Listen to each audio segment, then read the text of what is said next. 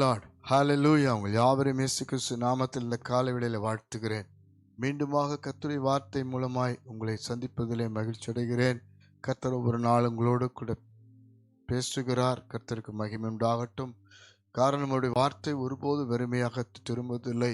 உங்களுக்காகவே ஒவ்வொரு நாளும் கர்த்தர் பேசுகிற வார்த்தை உங்கள் வாழ்க்கை நிச்சயம் ஆசீர்வாதமாய் மாற்றும். ஆமென். அல்லேலூயா.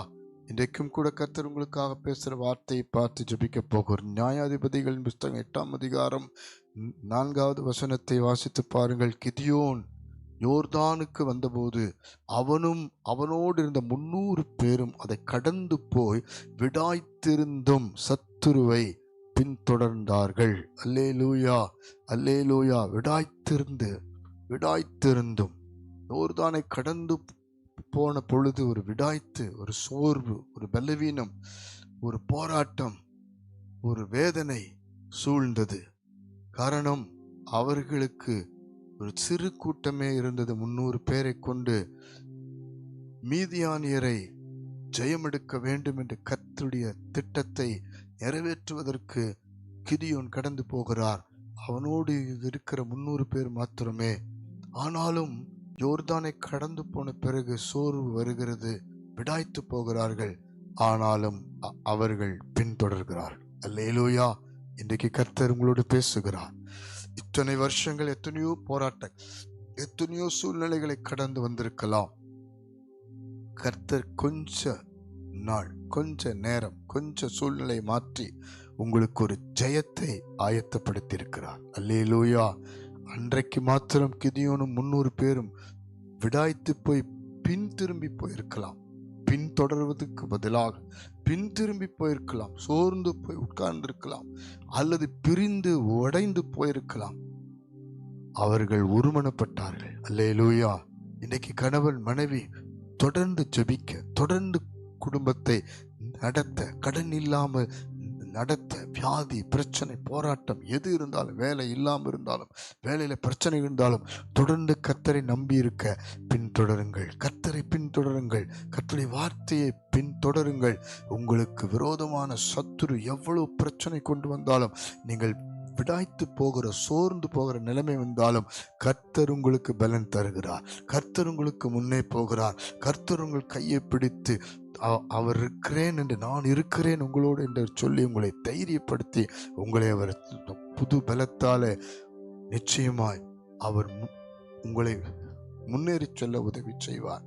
பிரியமானவர்களே, விடாய்த்திருந்தும், ஒருவேளை உங்கள் ஆவிக்குரிய வாழ்க்கையில் அடிக்கடி ஜெபிக்க முடியாமல், ஆவியிலே ஒரு பலன் இல்லாமல் சோர்ந்து போயிருக்கலாம். ஆனாலும் கர்த்தர் உங்களை வைத்துத்தான் சத்துருவை ஜெயிப்பதற்கு அபிஷேகத்தை மறுபடியும் நீங்கள் கேட்கும் பொழுதெல்லாம் ஊற்ற வல்லவராய் இருக்கிறார். வேத வார்த்தைகள் உங்களை தைரியப்படுத்தும். ஆகவே பின்தொடருங்கள். உங்களுக்கு முன்பாக ஒரு ஜெயத்தை வைத்திருக்கிறார், ஒரு விடுதலை வைத்து இவ்வளவு நாள் நீங்கள் வேண்டிக் கொண்டிருக்கிற விண்ணப்பங்களுக்கு ஒரு பெரிய ஆசீர்வாதம், மேன்மையை முன்வைத்திருக்கிறார். நீங்கள் வெட்கப்பட்டு போவதில்லை. இன்று முதல் நீங்கள் எவ்வளவு சோர்ந்திருந்தாலும், விடாய்த்திருந்தாலும், கர்த்தரை நம்பி நீங்கள் காரியங்களை பின்தொடருங்கள்.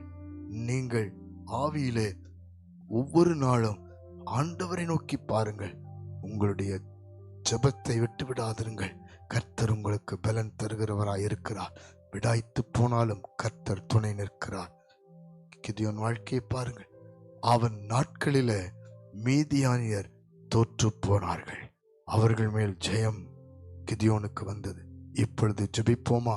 பரலோக பிதாவே, இந்த காலை வேளையில ஜெபிக்கிற அத்தனை பேருடைய வாழ்க்கையிலும் கர்த்தாவே, நீர்தாமே ஒவ்வொரு ஆண்டவரே கணவன் மனைவி பிள்ளைகளுக்கு, ஆண்டவரே குடும்பத்துக்கு ஒரு மனம் கொடுப்பீராக. வேலை செய்கிற ஸ்தலத்திலே ஆண்டவரே, குடும்ப வாழ்க்கையில, ஆவிக்குரிய வாழ்க்கையில ஆண்டவரே, ஆவியானவரே, ஒவ்வொருத்தருக்கும் புதிய பலனை கொடுத்து ஒருமனப்பட்டு ஜெபிக்க உதவி செய்யுங்கப்பா. இயேசுவின் நாமத்தில் விடாய்த்து போன சூழ்நிலைகள் எல்லாம் மாற்றி அமைக்கப்படட்டும்.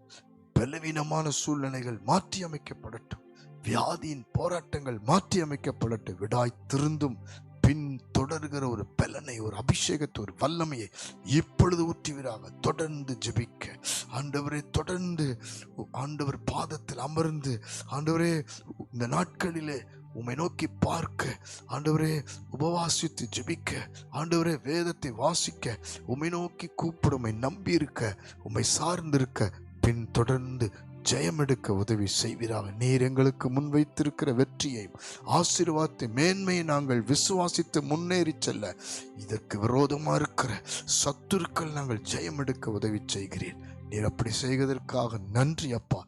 கல்வாரி சிலுவையில் ஜெயம் எடுத்த வல்லமை ஒவ்வொருவரும் இப்பொழுது மூடுவதற்காய் நன்றி. இயேசு கிறிஸ்துவின் மூலம் ஜெபிக்கிறோம். தடைகள் உடைவதற்காய் நன்றி. வியாதிகள் நீங்குவதற்காய் நன்றி. ஒவ்வொரு ஆண்டவரே சூழ்நிலை நீர் மாற்றுவதற்காக நன்றி. ஒருமனப்படட்டும் குடும்பம் முழுவதும். ஆசீர்வதி. இயேசுவின் மூலம் ஜெபிக்கிறோம் நல்ல பிதாவே. ஆமென். ஆமென்.